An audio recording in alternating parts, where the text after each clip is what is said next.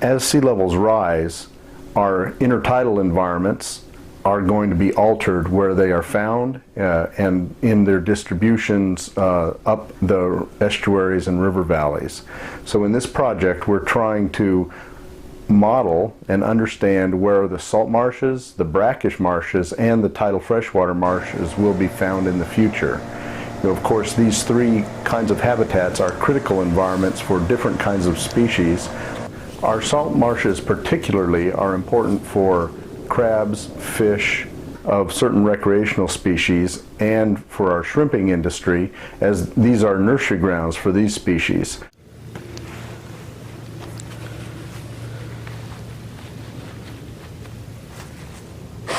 Just a small increase in sea level, 1 unit increase, whether that's an inch, a foot, a meter, is translated into about 1,000 to 2,000 times that rise.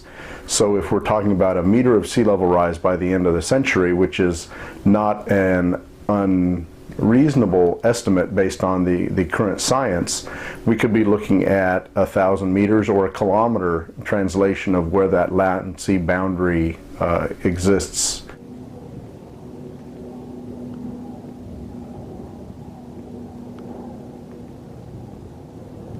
As sea levels rise, that salt water intrudes further up the estuaries, and again, because plant species respond to the distribution of salinity, the plants are going to track where the salinity goes. So if we can predict the salinity migration, we can predict where the plants are going to be located.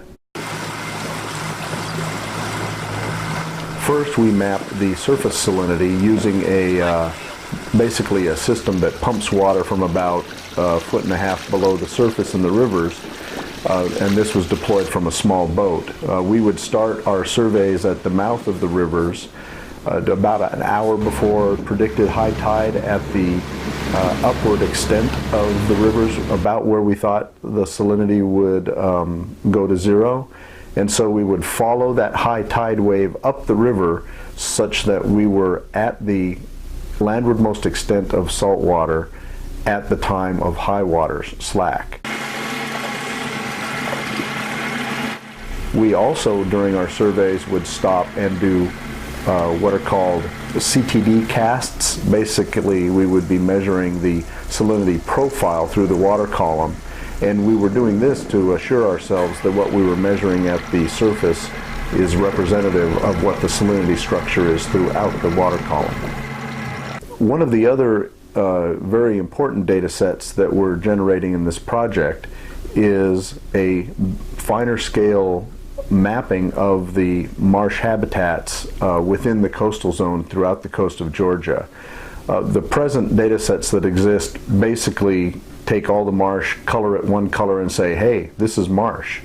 But our project, using aerial imagery and some remote sensing techniques, is classifying the marsh into 5 different categories: high marsh, low marsh, brackish marsh, and different species groupings, so that we have a much finer scale understanding of the distribution of marsh vegetation throughout the coastal counties.